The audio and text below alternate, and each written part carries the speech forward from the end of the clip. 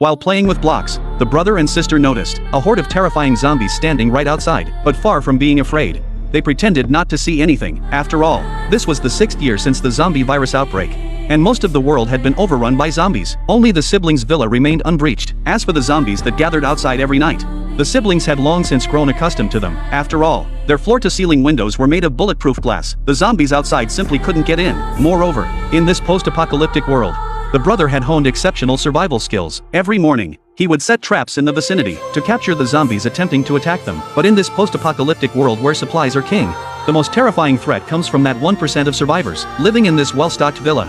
It was inevitable that many would come to vie for territory. That morning, as they were swinging on the swing set, a pickup truck drove up. Realizing the visitors meant trouble, the boy walked up holding a toy gun and warned them not to set their sights on the villa. But facing this young child, the man didn't take him seriously at all. Instead, he asked if there were any adults at home. Seeing that the boy wouldn't speak, the man had no choice but to back up and leave in frustration. What he didn't know, however, was that the boy's toy gun wasn't an ordinary toy, but a modified tranquilizer gun that could render anyone unconscious within minutes. The next day, they were playing outside their front door as usual, when the man from the previous day paid another visit, and this time, he brought a woman with him. They asked the boy where the adults in the house were. The boy said his parents had gone to town to search for supplies, but the man didn't believe the boy's story, because he'd been observing for several days, and knew there were only 2 children in the villa. To ensure his sister's safety, Jack had no choice but to invite them inside, but they immediately began rummaging through the house. They hadn't expected to find such a large stockpile of supplies. Afterward, they made plans to stay there long term. As night fell, they prepared dinner for the children early, but the boy hesitated to take a bite,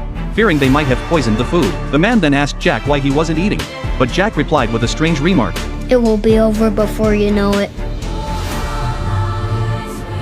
When the night was deep and quiet, Jack took his sister to the safe room. Soon, the outside was swarming with zombies. Frightened, the couple quickly turned off the lights. At that moment, they were completely unaware that a sinister figure had already slipped into the villa. The next second, a noise came from where the girlfriend was. The man hurried over with his gun, only to find his girlfriend lying on the ground, and just like that, they vanished from this world. By the next morning, the brother and sister were playing outside, as if nothing had ever happened. Little did they know that another person had arrived outside. This man looked like a Native American, but since he had been a Special Forces soldier, he easily spotted the nearby traps. Just as he was finding these traps quite interesting, a little girl suddenly appeared before him. At first, he didn't think much of it, and simply asked the girl what she was doing there. But the little girl just stood there, grinning foolishly, before the man could react.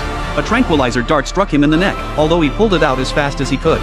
It was already too late. The anesthetic had already entered his system. Meanwhile, the brother and sister watched him from a distance.